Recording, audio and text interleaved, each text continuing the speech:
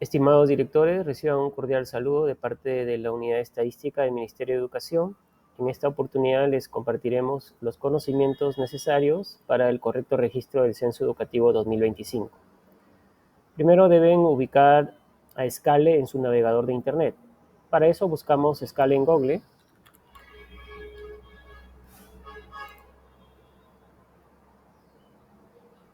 Luego seleccionamos el primer enlace.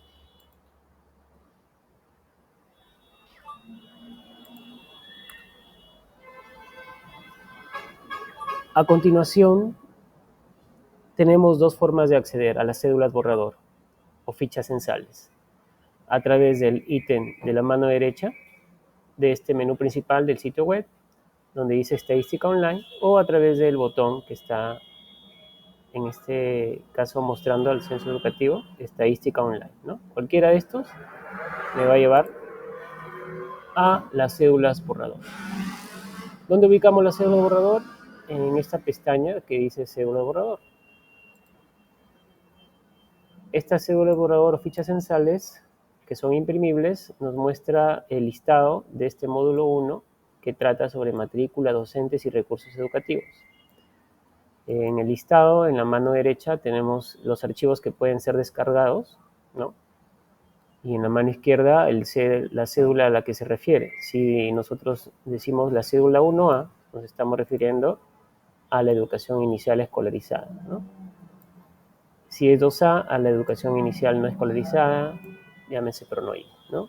Si es 3AP, educación primaria. Si es 3AS, educación secundaria. Y inmediatamente usted podrá descargar cada una de estas cédulas.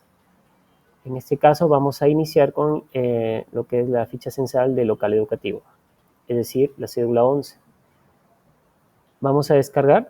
También pueden tener acceso al manual del director, que es una pequeña guía acerca de los pasos que debe seguir para un correcto registro también. Muy bien, vamos a proceder a descargar el local educativo, la FUIE. Vamos a descargar. Tenemos una vista previa. Vamos a descargarlo en el escritorio. Luego nos vamos a ubicar en la descarga del escritorio y vamos a abrir la ficha. Aquí se está mostrando la ficha. Esta es la primera página o portada, digamos, de la ficha, donde vamos a encontrar que la primera información que se solicita es el código del local educativo, que es un número de 6 dígitos, ¿no? Luego tenemos que está conformada por capítulos, secciones, y en breve les voy a mostrar mejor a detalle una breve presentación acerca de cada una de las preguntas, de cómo se deben responder o cuáles casos podemos encontrar. ¿Ya? Muy bien. Vamos a realizar la presentación entonces. Como les decía, la FUIE, la Ficha Unificada de Infraestructura Educativa, la cual permite generar insumos para la priorización y reducción de brecha en infraestructura educativa, es la que les he mostrado, ¿no? La cédula censal, en este caso ficha borrador, ¿no? O cédula borrador, cuya importancia es que primero permite diagnosticar la situación del nivel de infraestructura en la cual se encuentran todos los locales a nivel nacional, ¿no? Todos los locales educativos funcionando. Y luego estos resultados pues permitirán que se orienten acciones priorizadas para el cierre de brechas de infraestructura.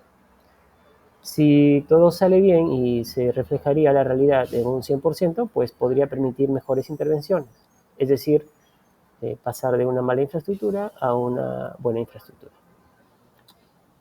Los documentos fuente que son necesarios para que usted, director o directora, pueda completar sin ningún problema esta ficha son estudio de levantamiento topográfico. Si no cuenta con un estudio de levantamiento topográfico, el plano de ubicación, croquis u otro documento donde figure el área del local educativo. La partida registral o documentos de posesión del predio, recibos de luz y agua, contrato recibo de internet, inventario o pecosa de mobiliario, recursos tecnológicos y equipos de interconexión. Como ya les había mostrado, está compuesto por capítulos y secciones esta ficha, pero no podemos empezar por el capítulo 4, capítulo 5, sino debemos seguir la secuencia, es decir, empezar por el capítulo 1, sus secciones correspondientes y luego capítulo 2 y así sucesivamente. Entonces hay que seguir la secuencia. En el capítulo 1 tenemos datos generales del local educativo, capítulo 2 características del local educativo, capítulo 3 servicios básicos, capítulo 4 información general del cerco perimétrico y muros en el local educativo, capítulo 5 información específica por edificación en el local educativo. En este capítulo tenemos una pregunta que es para completar una tabla denominada edificaciones en el local educativo, que es de exclusividad para el registro de solamente la gestión pública. Es decir, si yo soy director de un colegio particular, un colegio privado, de gestión privada, no me corresponde completar esta pregunta, ¿no? Asimismo, el capítulo 6, 7 y 8, que solamente son para la gestión pública, ¿no? El capítulo 6, características de las aulas. Capítulo 7, características de otros ambientes diferentes a aulas. Capítulo 8, características de ambientes usados como servicios higiénicos. El capítulo 9, si lo llenan ambas gestiones, tanto privada como la pública, recursos tecnológicos y equipamiento en el local educativo. Y capítulo 10 es exclusivo para la gestión privada, que es información específica por espacio educativo y o administrativo. Sobre el contenido, como les decía, no vamos a ver completamente todas las preguntas de la ficha, pero sí las más resaltantes y sobre todo teniendo en caso diferentes situaciones, ¿no? Por ejemplo, para esta sección 1, que trata sobre la construcción y o reconstrucción del local educativo, que lo podrían ubicar en la página 3 de la cédula, tenemos este primer caso, donde dice, en el local educativo de la IE Las Promesas del Mañana funcionan los niveles de inicial con su código modular 0215480, primaria con código modular 7584263 y secundaria con código modular 6302510. Debido a un fuerte sismo, todas las edificaciones están siendo construidas. Con el financiamiento del gobierno regional, la obra empezó el 15 de junio de 2024 y finalizará el 15 de octubre de 2025. Su QI es 0584745. Entonces acá empezamos a completar la pregunta, la 2.1.1, donde dice el local educativo se encuentra en construcción, reconstrucción. Para empezar, sí, y es total, ¿no? ¿Qué pasa si yo completo que no es total, sino parcial? Pues ahí hay que siempre ser detallistas y mirar los pases. Si yo digo parcial, tengo que pasar a la pregunta 2.1.4 como indica muy bien el pase, es decir, dejar en blanco la 2.1.2 y la 2.1.3. Pero como no es el caso, yo he marcado sí total, según el caso, ¿no?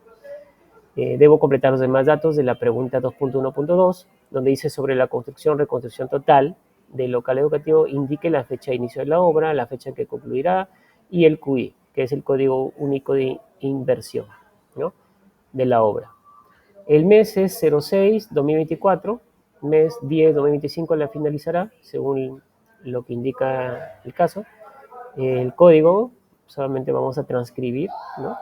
Y donde dice qué entidad financia la obra del local educativo, solamente nos permite marcar una opción. Vamos a marcar gobierno regional porque es según lo que informa. Y si marcáramos otro sector del Estado o marcáramos la opción otro, tendríamos que especificar. Y aquí cuando especificamos va a tener que ser un texto, no puede ser números.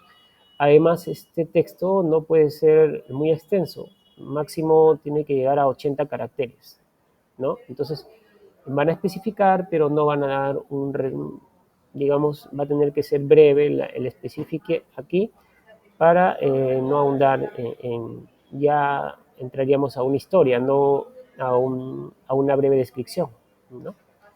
Entonces hay que tomar en cuenta eso. Luego, en cualquiera de las opciones de esta pregunta, si yo llego a responder, entonces debo pasar a la sección 2, es decir, debo dejar en blanco esta pregunta 2.1.4 como acabamos de ver en este correcto registro. Para el caso 2, en el caso 2 nos está mencionando que debido a un fuerte sismo todas las aulas de secundaria están siendo reconstruidas. Solo secundaria nos habla, con el apoyo de la ONG PRDES, Pro Desarrollo, ¿no? La obra empezó tal fecha y finalizará el 1 de agosto, ¿no? El 28 de agosto de 2024 finalizará el 1 de agosto de 2025, ¿no?, con su QI respectivo. Y por otro lado, las aulas de inicial, o sea, secundaria e inicial están siendo intervenidos, digamos, en tema de construcción o reconstrucción. En este caso, secundaria está como inicial reconstruyéndose, ¿no? De repente algún techo se ha caído, alguna pared, ¿no? Están siendo reconstruidos por Minedo. Aquí Minedo, secundaria, es una ONG, ¿ya? Y la obra inició el 6 de julio de 2024 y finalizará el 1. No nos habla nada de primaria. Entonces, no puedo decir que es en los 3 niveles. Por lo tanto, es parcial. El local está en construcción, sí, pero parcial. Si es parcial, como les indiqué, no debo llenar nada en la 2.1 ni en la 2.3. Pero voy a completar la tabla 2.1.4, donde pondré la primera fila de mayor jerarquía, en este caso secundaria, la información de su código modular, la fecha de inicio de la obra, en qué fecha concluirá. Además, la entidad que financia la obra será 6, en este caso para secundaria, que es el otro, 1, 2, 3, 4, 5, 6, es el otro, el último, y en específica pondré ONG PRDs, ¿no? Breve nada más. Luego el código correspondiente, y luego vamos a la segunda fila, que es información sobre el nivel de inicial, ¿no? Ahí tenemos el código modular de inicial, la fecha sería julio a mayo de 2025, de julio de 2024, y ahí sí Minedo, ¿no? Y en específico nada porque no es la opción otro, ¿no? Ni otro sector ni otro. Entonces ahí lo dejo vacío, entonces coloco uno Minedo y su QI respectivo. ¿Qué pasa si no tengo yo el QI? Si usted no logra obtener el QI, podría dejarlo en blanco porque no es un dato obligatorio. Sin embargo, el QI no es complicado de conseguir, ¿no? Puede preguntarle al ingeniero de la obra, o si no tiene contacto con el ingeniero de la obra, el ingeniero residente de la obra, puede verificarlo usted. Siempre hay como una carta que se posiciona en donde va a ser la obra, cuando se hacen obras públicas, donde viene información sobre la obra, de qué fecha va a ir, el monto de la obra, quién lo financia, etcétera. Ahí también podría encontrar el código único de inversión, ¿no? En caso no lo tenga a la mano, podría ser de esa forma que pudiera obtener el dato. Muy bien, vamos por último con un caso número 3. En este caso nos habla de que el local educativo tiene también los 3 niveles, y sea primaria y secundaria, pero debido a un fuerte sismo, todas las aulas solamente de secundaria e inicial que comparten la misma edificación. Es decir, tengo un pabellón de aulas donde en la mañana funciona inicial y en la tarde funciona secundaria, ¿no? Entonces, este pabellón completo ha sido afectado por este fuerte sismo. Entonces, los alumnos, tanto de secundaria como de inicial, han sido afectados en todas sus aulas. Por lo tanto, la obra solo se va a desarrollar en todo este pabellón. No va a haber 2 obras diferentes, va a ser una sola obra.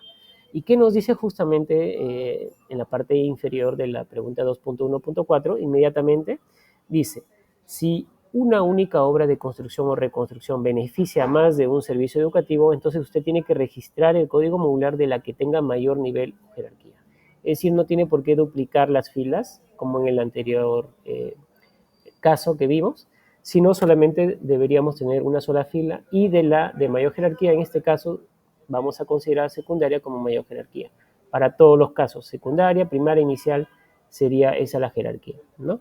Y si hubiera un instituto, seguiría siendo el nivel secundaria de la educación básica regular como mayor jerarquía, ¿no?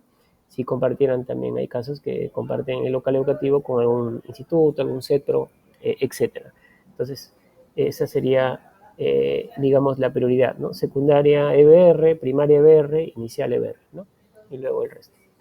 Muy bien, entonces colocamos la información que tenemos acerca de los datos del código modular de secundaria, la fecha de inicio que es marzo 2024 a marzo 2026, según la información del caso, por el gobierno local, ¿no? El gobierno local es el gobierno distrital, obviamente, y el código único de inversión que también nos da. Ahí completaríamos este tercer y último caso que vemos para esta sección.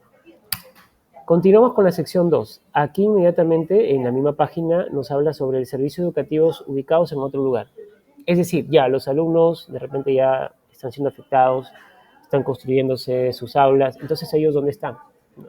Queremos saber dónde están recibiendo las clases los alumnos. No se puede paralizar la educación.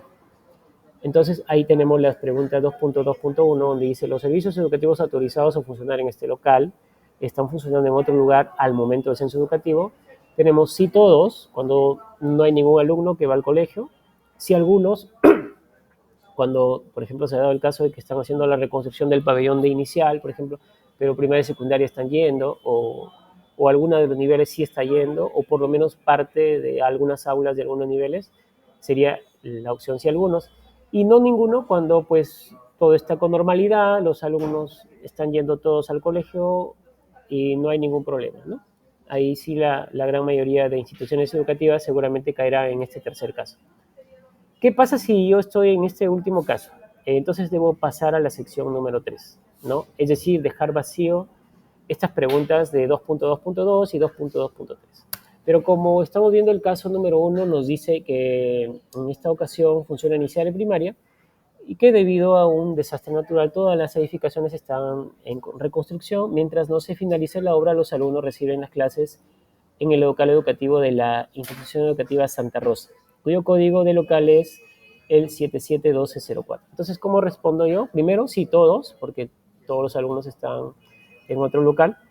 Y luego, ¿en qué otro lugar se encuentran funcionando actualmente los servicios educativos? Ahí, como indica justamente la indicación, dice, marque con una X una o más opciones. Es decir, yo puedo contestar más de una opción, ¿no? Pero en este caso solamente me basta con la primera, donde digo otro local educativo, y voy a indicar el código de este local. Puedo indicar hasta 5 códigos locales, ¿no? Puede ser que los alumnos estén en diferentes locales educativos.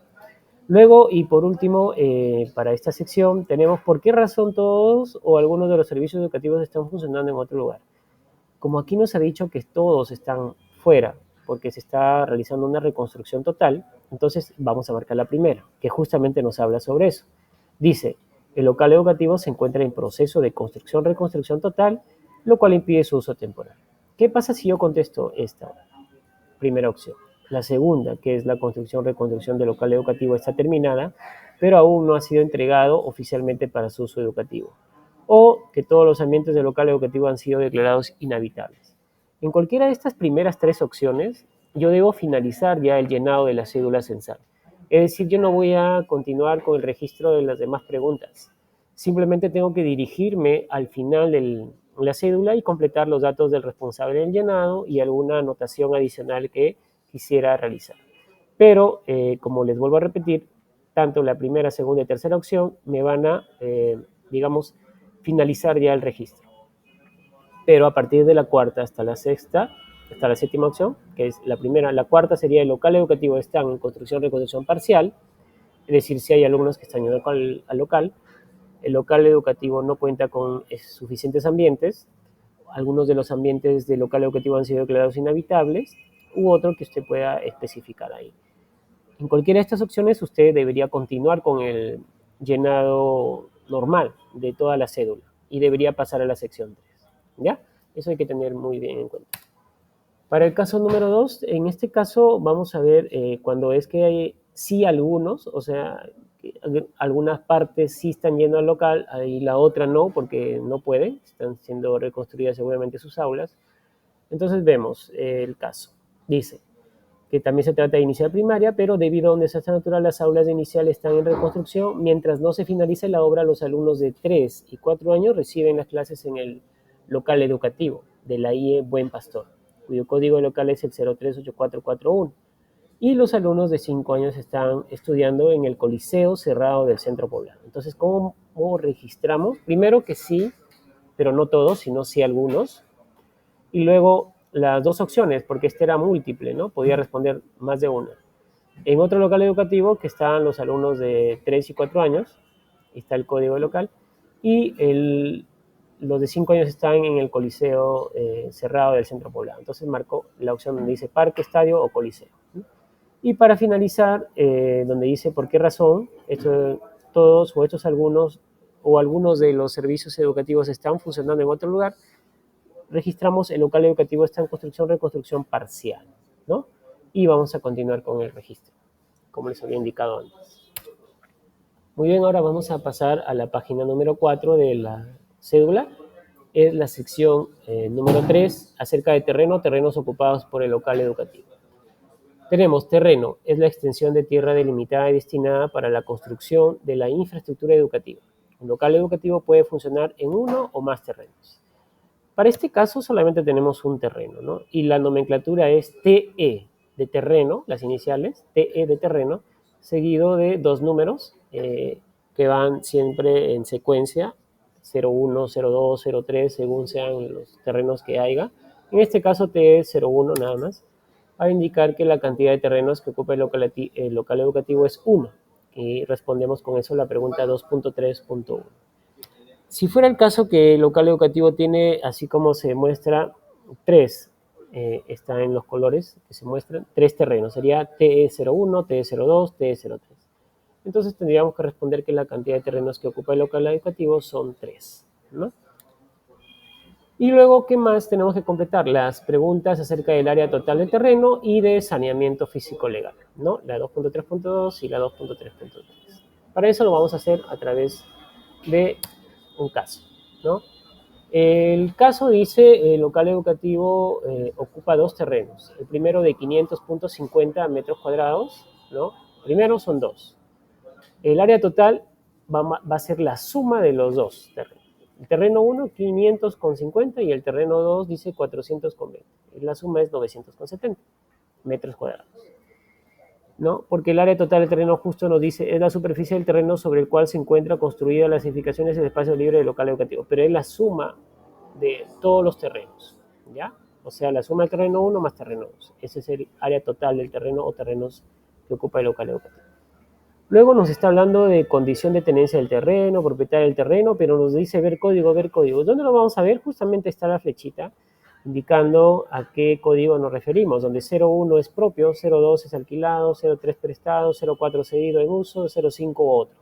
Asimismo, los demás, tenemos otra tabla acá acerca del propietario de terrenos, que van del código 01 al 10 y también de posesión de terrenos que van del 01 al 09. Entonces, en el registro, según lo que indica el caso, dice que la primera es de propiedad Minedu, cuenta con saneamiento físico legal, o sea, sí tiene números de partida registral y está el número de partida registral, y el segundo terreno de 400.20 metros cuadrados seguido en uso por el gobierno local en modalidad convenio con entidad estatal. No cuenta con saneamiento físico legal, ¿no? Entonces el primero, 01 porque es propio, luego el propietario del terreno, 01 porque es del Ministerio de Educación, el terreno cuenta con saneamiento físico legal, responden que sí. Si responde que sí, voy a completar estas preguntas 5 y 6, donde 5 dice se encuentra inscrito en los registros públicos, nos indicaba que sí, porque tiene su número de partida registral, P254784, y en cambio, para el terreno 2, donde decía que la condición del terreno es cedido en uso, el propietario del terreno es 05, porque es gobierno local, ¿no? O municipalidad distrital, y que no tenía saneamiento físico legal. Si no tengo, entonces voy a dejar en blanco las numerales 5 y 6 y voy a proceder a completar el numeral 7, que me pide documento de posesión del terreno. Y acá está el código, ¿no? 05, convenio con entidad estatal, justamente es lo que nos decía el caso, ¿no? De esta forma se completa esta sección 3. Luego, ¿con cuántos tramos cuenta el perímetro del terreno del local educativo? Eso está también en la página 4. El local educativo de la IE Tupac Amaru cuenta con 5 tramos de perímetro de su terreno. El primer tramo es de 210.60 metros cuadrados, el segundo de 40,50, el tercero 60,80, el cuarto 210 y el quinto 100.50 metros cuadrados. Además, el segundo tramo no tiene construcción alguna. Entonces, ¿cómo se completa? Bueno, vaciamos la información y dice que solamente el segundo tramo no tiene construcción. Y justamente el numeral 2 dice longitud del tramo, todo lo que he indicado acá de los metrajes de los tramos. Luego el numeral 3, si el tramo del perímetro del terreno cuenta con alguna delimitación, protección, muro, cerramiento o similar, pues lo único que no tenía era el tramo 2, según lo que indicaba, ¿no? Y el ladrillo era de ladrillo, ¿no? Los demás, si tienen, todos eran de ladrillo, ¿no? El material predominante es de ladrillo, que es 01 según el código de material predominante de la tabla que se muestra a continuación, ¿no? Ahora, si yo marco no, no completo, no en numeral 3, no debo completar el numeral 4, ¿no? O sea, el numeral 4 solamente se completa si marco sí en numeral 3. Justamente ahí nos indica el encabezado del numeral 4. ¿Qué pasa si yo tengo más de 6 tramos? ¿Ya no completo nada? No, justamente ahí nos dice, si tuviese más de 6 tramos, use una hoja adicional para completar la información de todos los tramos, ¿no? Entonces, repetimos, ¿con cuántos tramos cuenta el perímetro del terreno local educativo? 5. La información que se detalla según la realidad. En este caso, ustedes tendrían que reflejar la suya, ¿no? Continuamos ahora con los servicios básicos en el local educativo, específicamente el agua potable. ¿Cuándo sí es agua potable por red pública? Cuando el agua llega al local educativo a través de un sistema de tuberías ubicadas en el subsuelo de la vía pública y procede de una empresa prestadora de servicios. El local educativo posee un medidor con un número de suministro que mide el consumo y a fin de mes se paga un recibo por dicho consumo. El agua potable recibe un tratamiento mediante una serie de procesos encadenados que dependen de la característica del agua. Estas tres condiciones nos dice que sí es agua potable por red pública. ¿Cuándo no es agua potable por red pública? Bueno, cuando el agua procede de un río, acequia, manantial o pluvial y llega a través de un sistema de tuberías instalado por la comunidad educativa y abastece solo al local educativo. El agua procede de un reservorio de agua de lluvia y llega a través de un sistema de tuberías instalado por la comunidad educativa y abastece solo al local educativo. El agua procede de un pozo ubicado fuera del local y llega a través de un sistema de tuberías, ¿no? Entonces, en estas tres condiciones, ninguna de ellas es que cuenta con agua potable por dentro, ¿no? Entonces vamos a ver justamente el registro de cómo se llena para lo que es este apartado de agua potable. Tenemos la primera pregunta que es la 3.2.1. Dice el abastecimiento de agua que predomina en el local educativo proviene de, y dice justamente está en negrita, así subrayado, predomina, porque puede ser que tenga más de una fuente, ¿no? Puede ser que sea abastecido por un pozo y a la vez también por red pública. Pero ahí tendrían que elegir la que predomina, o sea, la que tiene mayor frecuencia, digamos, la comunidad educativa es la que más usa, ¿no? Esa tendría que registrar aquí. Luego, el servicio de agua potable lo tienen todos los terrenos. Si dice que sí, es porque, por ejemplo, puede tener 3 terrenos y está en los 3 el agua potable. Pero si dice que no, es que de repente de los 3 solamente en uno nada más está el agua potable, de repente en el terreno donde están los servicios higiénicos, ¿no? Para la pregunta 3.2.2. Para la pregunta 3.2.3, ¿qué entidad suministra el servicio de agua potable? Puede ser una empresa prestadora de servicio de saneamiento, una unidad de gestión municipal, un operador especializado o alguna organización comunal, llámese JAS, ¿no? Etc. ¿Y cuál es el nombre de la entidad que suministra el servicio de agua potable? ¿Con cuántos suministros de agua potable cuenta el local educativo? En los números de suministros, el local cuenta con servicio de agua potable todos los días de la semana. Vamos a ver cómo lo registraríamos para este caso. Justamente voy a leer el caso. Dice: el local educativo de la IE Liceo Trujillo se abastece de agua potable todos los días durante las 24 horas a través de la red pública. Lo tiene en el único terreno que ocupa. La EPS es Sedalip. Tiene 2 suministros. El primero con el número 154875 y el segundo con el número 958474. Tiene 2 bebedores en buen estado. Entonces, el registro sería primero República. Ahora, si yo no elijo República, tengo que darme cuenta del pase. Dice, si no es República, puedo marcar cualquiera de ellas. Y si yo marco cualquiera de estas opciones, me dice que debo pasar a la pregunta 3.2.10. Es decir, debo dejar vacío en blanco esta pregunta 3.2.2, .3, .4 y así hasta la 3.2.9, ¿no? Vacías en blanco.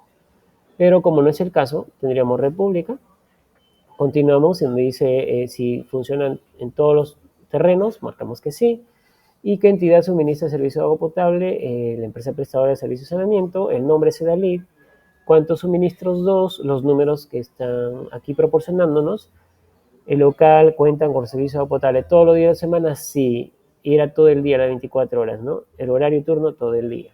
Y que tenía 2 bebederos en buen estado. Entonces marcamos que sí tiene en buen estado 2.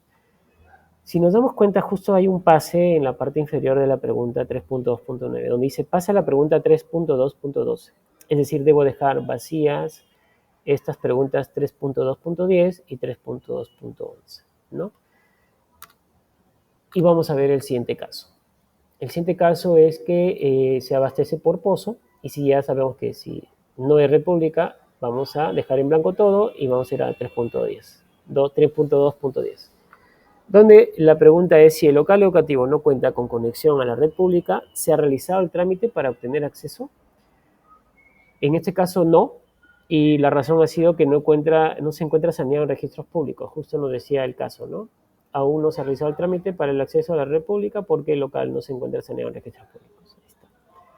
Luego también la 3.2.11 se aplica para este caso porque dice, si solamente va a responder si el local educativo se abastece de agua a través de agua de pozo, ahí está, hemos elegido pozo, agua de lluvia, río, acequia, manantial o similar, ¿no? Si marcara otro, no se responde, ¿no? Pero tiene que marcar cualquiera de estos y va a tener que responder.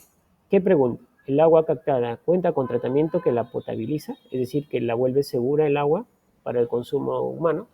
Y eso lo pueden averiguar si es que, por ejemplo, si no es cerca, lo más cercano posible, digamos, algún, algún servicio de salud, ¿no? Puede ser una posta médica, ¿no? Algún centro de salud más cercano al centro poblado donde estén, que les pueda corroborar si el agua que está recibiendo el centro educativo, en este caso una institución educativa, está potabilizada, es decir, recibe algún tipo de tratamiento, ¿no? Pero para la información sí nos decía, ¿no?, que estaba siendo potabilizada, ¿no? ¿Con qué se potabiliza? Por ejemplo, se potabiliza con cloro u otros, ¿no? Pero debe estar certificada, no porque lo practican simplemente echándole algún tipo de cloración, tiene que estar certificada por el centro de salud también, ¿no? Entonces el agua captada cuenta con un tratamiento que la potabiliza, en este caso sí. Ahora pasemos a el servicio de saneamiento, alcantarillado o comúnmente denominado desagüe, ¿no? Aquí vamos a ver el primer caso de red pública, ¿no? Nos dice que es por red pública y que no lo tiene en todos los terrenos, porque dice, el servicio de saneamiento es a través de la red pública, pero solo en el pabellón de aulas ubicado en uno de los dos terrenos. O sea, vamos a responder que no está en todos los terrenos. ¿Y en cuántos terrenos? En uno. Solo en uno de los dos, ¿no? Porque quiere decir que hay dos, entonces solamente en uno es aquí. Está reflejada la respuesta. Luego la empresa que da el servicio de Sedapal, entonces escribimos el nombre Sedapal y acá nos dice, si ya llegaste aquí, entonces debes pasar a la pregunta 3.2.16. Es decir, voy a dejar en blanco esta pregunta 3.2.15. Y la 3.2.16 nos dice, local educativo cuenta con una planta de tratamiento de aguas residuales provenientes de la actividad humana. En este caso, no, porque no es necesario, ¿no? Ya que no es necesario, seguramente estamos usando la misma república para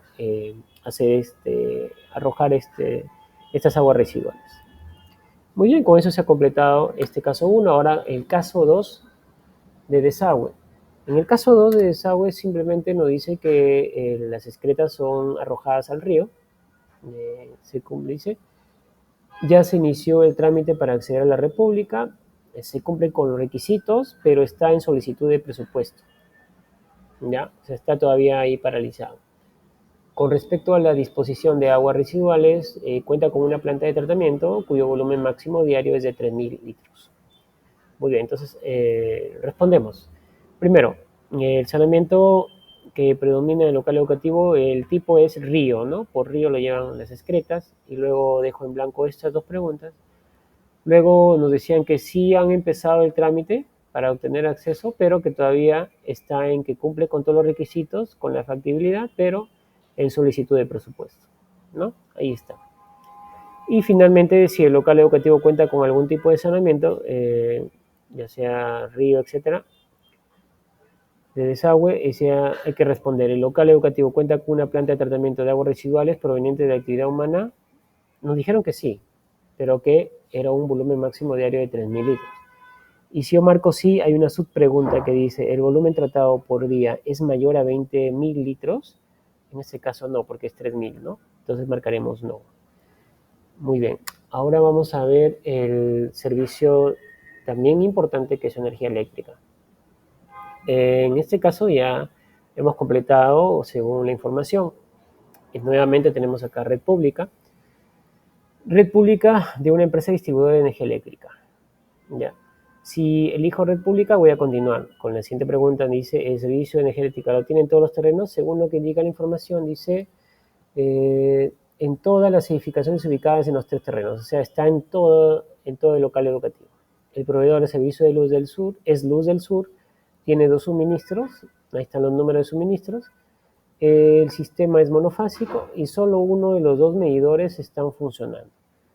Solo los fines de semana no se cuenta con el servicio. Solo los fines de semana no se cuenta con el servicio. Es decir, que de lunes a viernes sí.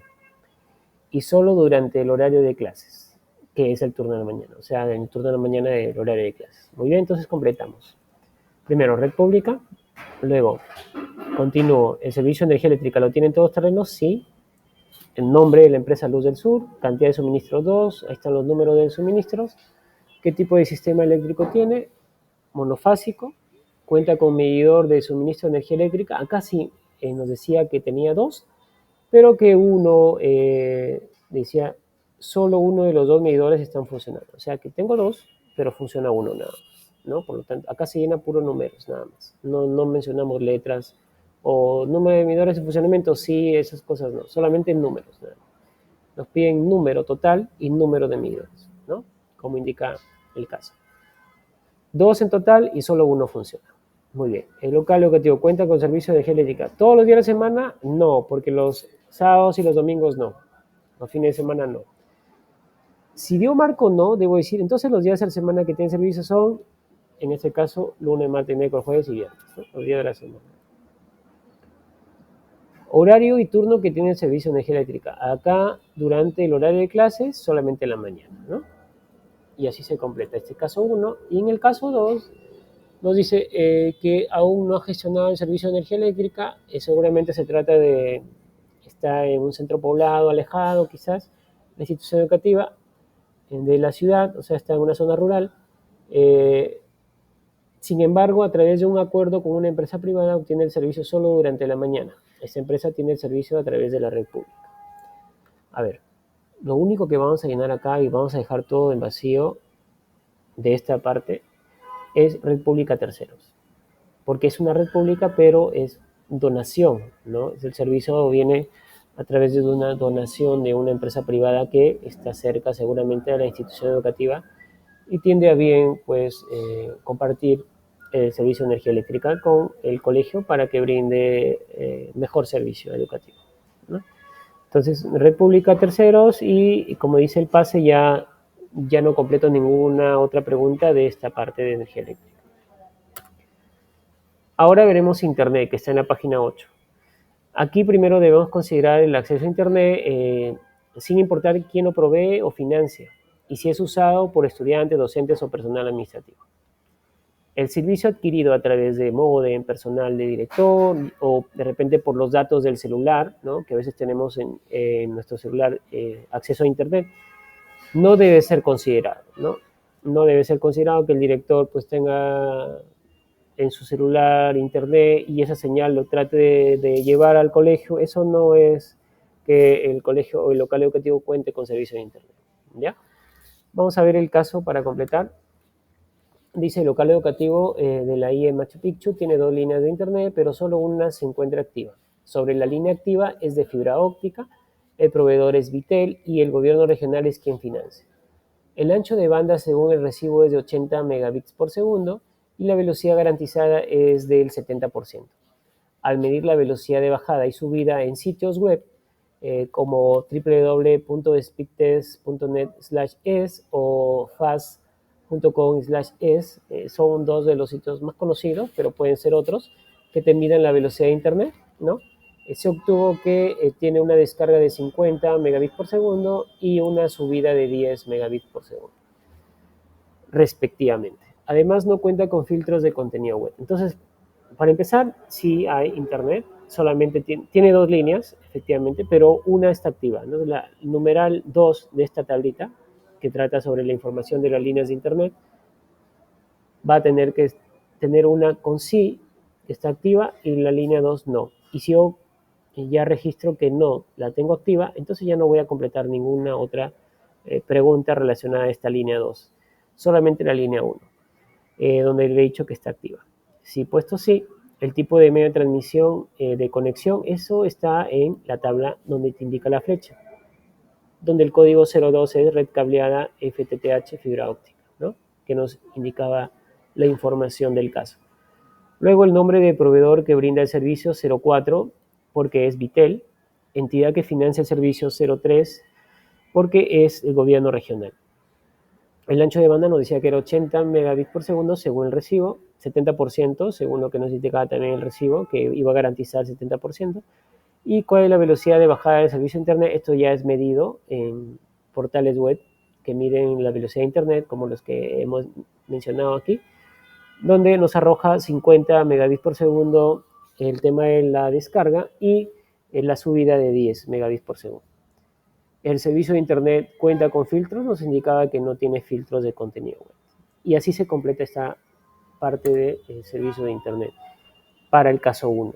Si es el caso 2, en el caso 2 es cuando no tiene Internet, o sea, el servicio, pero en este caso, según lo que nos indica, dice, si bien es cierto no cuenta con servicio de Internet, sin embargo el director y los docentes son los únicos que acceden regularmente para fines pedagógicos a través de sus propios planes de datos de sus celulares, ¿no? Entonces, en esa pregunta, si yo marco no, de todas maneras necesitamos saber, donde dice, el director y los docentes para sus funciones pedagógicas acceden regularmente a Internet dentro del local educativo de sus propios equipos electrónicos, plan de datos, en este caso sí, ¿no? Y para la pregunta de los estudiantes para sus labores académicas acceden a Internet desde tablets con plan de datos chip adquiridas o dadas en el local educativo, no, porque no nos está indicando acerca de eso, solamente que los docentes y el director tienen acceso a Internet, ¿no? Muy bien. Ahora vamos a tratar el capítulo número 4, que es sobre la información general del cerco perimétrico y los muros en el local educativo. Esto lo puede encontrar en la página número 10 de la cédula.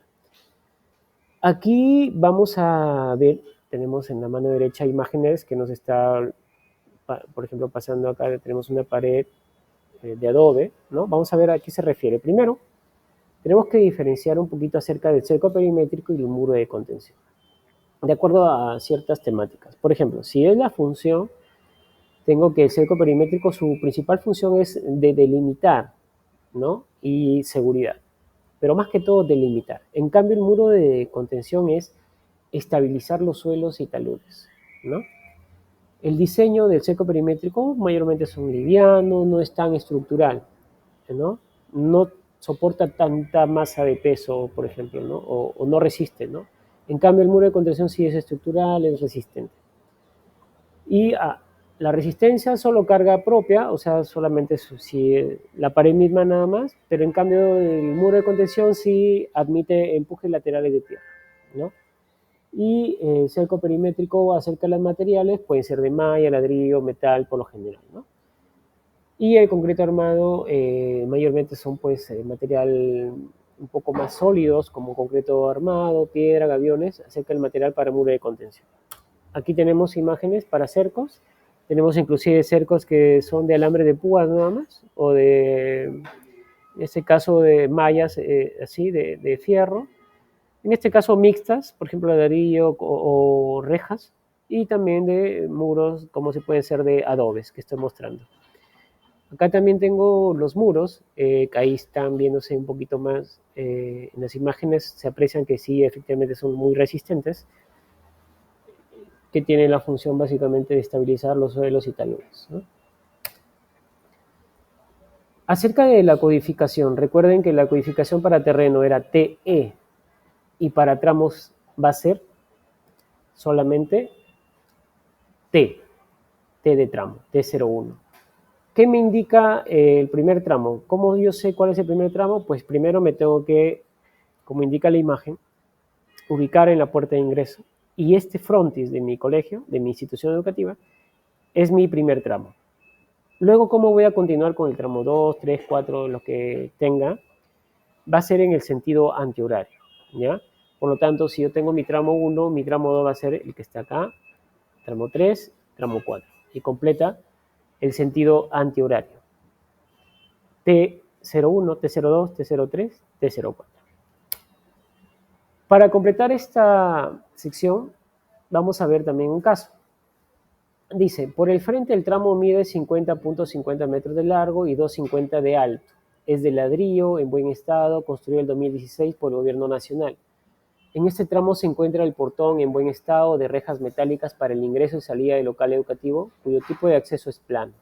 la estructura de la portada es de concreto armado. Hasta ahí nos dijo información del primer tramo. Luego, ¿cómo se completa? Primero, según información, si leemos todo el caso, no tenemos todos los tramos construidos.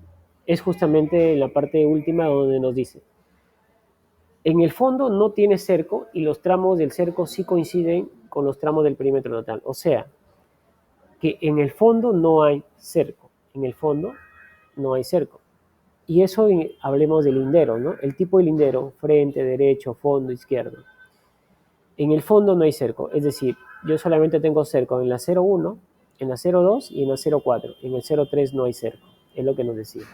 Como solamente hay 3 de 4, entonces el local educativo cuenta con cerco perimétrico, sí, pero parcial. ¿Cuándo voy a responder no? Puede ser no tiene, pero lo requiere, no tiene y no requiere. ¿Cuándo yo contesto no tiene, pero lo requiere? Cuando de repente está, digamos, abierto en cierto lindero del perímetro del local y puede haber algún tipo de riesgo ahí para que accedan personas ajenas al local educativo, ¿no? Y es por eso que se requiere cerrar, digamos, esa última pared que se necesita para el local educativo. Y cuando no tiene y no requiere, esto sucede más que todo en ciudades o ya en zonas urbanizadas, donde pues por un tema de delimitación de calles o de pistas, ya no se puede tener un cerco. Simplemente las paredes de las mismas edificaciones del local educativo ya han completado el cierre de todo su perímetro. Entonces ahí ya no se va a poder tener el cerco perimétrico, ¿no? Porque de construirse un cerco perimétrico estaría invadiendo calles, avenidas, y ya no es dable, ¿no? En una zona urbanizada, en un centro poblado mayor, digamos, o ciudad. Muy bien, en este caso sí parcial. ¿Cuántos tramos tiene el cerco perimétrico? 3, ¿no? Que son los 3 construidos, y esos son los que voy a registrar. El primero me indicaba el tipo de lindero que era al frente, con 50.50 metros de largo, 2.50 de alto, material predominante 0.1. El 0.1 yo busco la tabla 2, y la tabla 2 de material predominante de cerco dice adobe, y justamente lo que nos decía, ¿no? Ver tabla 02, dice adobe, tapia, quincha, piedra con barro. 0, y acá dice, por el frente el tramo mide 2 de ladrillo en buen estado construido. De ladrillo, material de cerco perimétrico,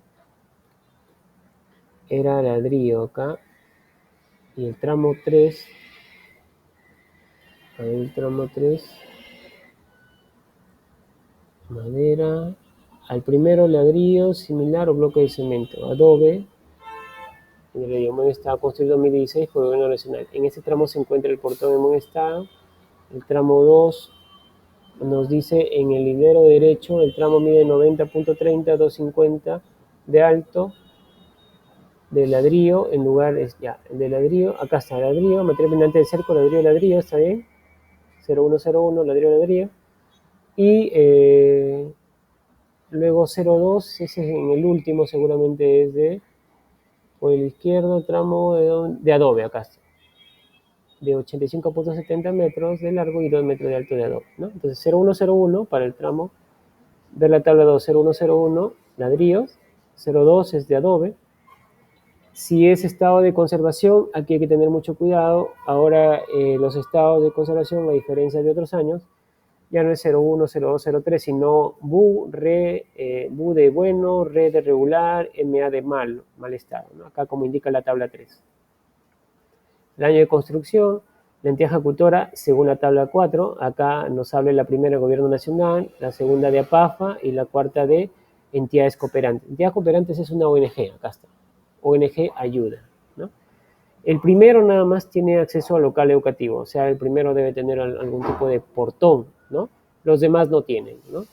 El primero sí tiene, el acceso cercoperimétrico es 01, según la tabla 05 es acceso plano, nos decía, acceso plano, ¿no? En buen estado, decía, portón de buen estado de reja metálica por inglar, de concreto armado, ¿no? En ese tramo se encuentra el portón de buen estado de rejas metálicas para el ingreso y salida del local educativo. El tipo de acceso es plano, acá está. El tipo de acceso es plano, por eso que en donde dice tipo de acceso cercoperimétrico es 0,1, ¿no?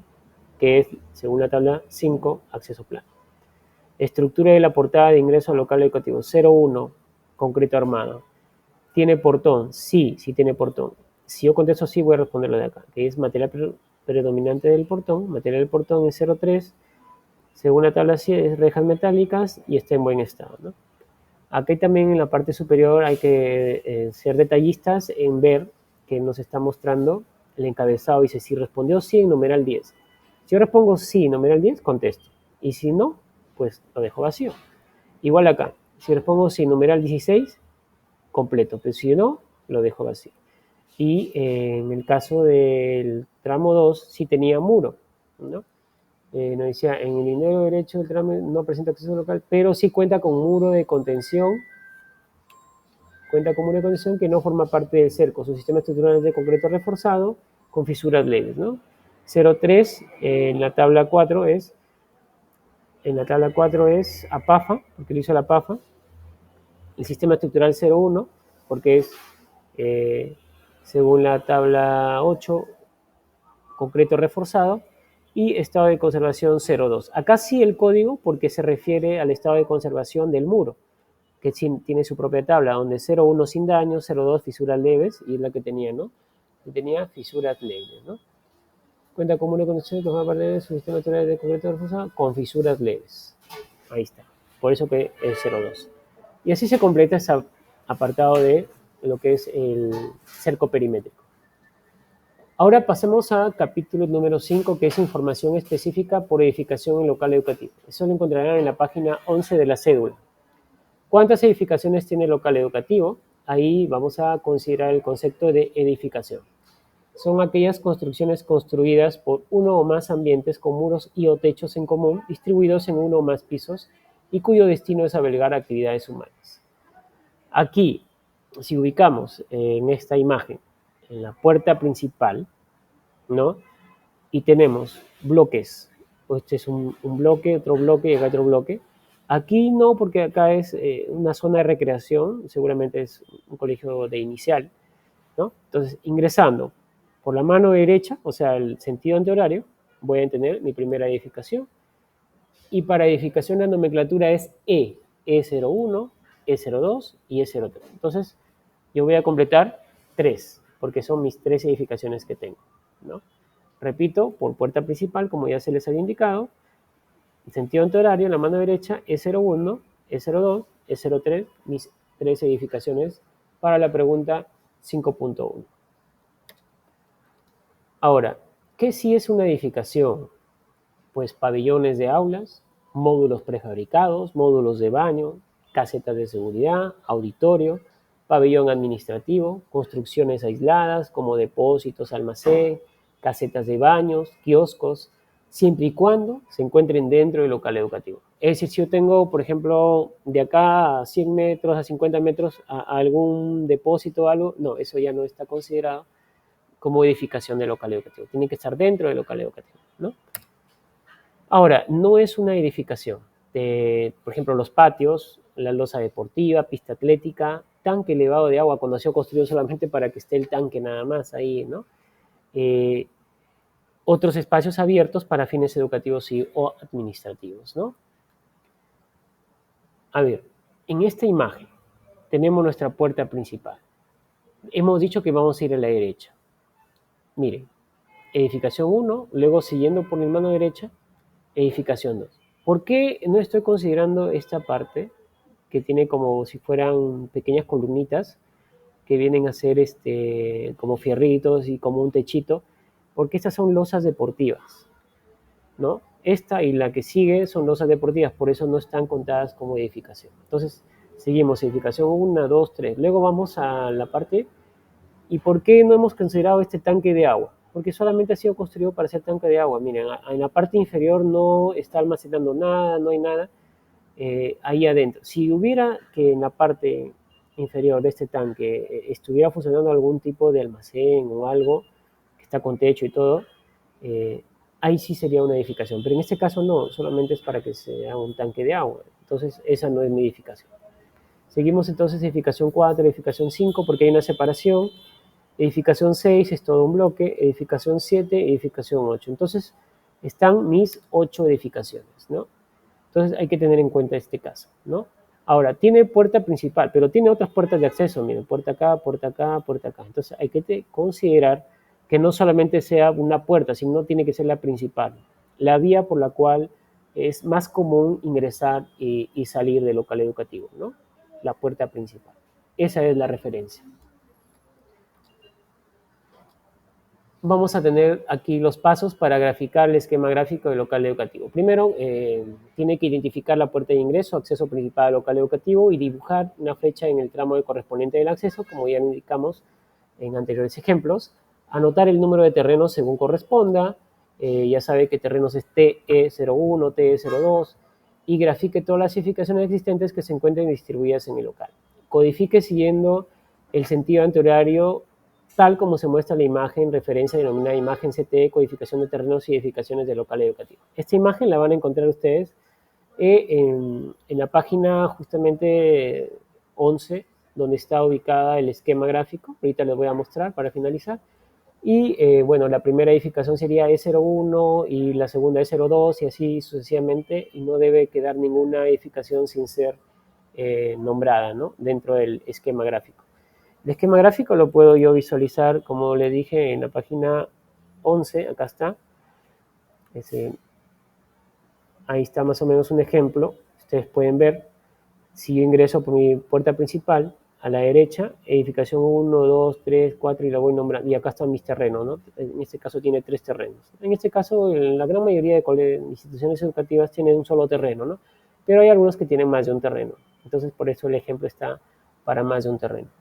Y así se debe codificar. Luego, seguramente ustedes lo harán a mano alzada, de repente lo harán en forma digital y se lo tendrán que alcanzar a su estadístico de su jurisdicción. Es decir, si es estadístico de UGEL o de dirección regional, ¿no?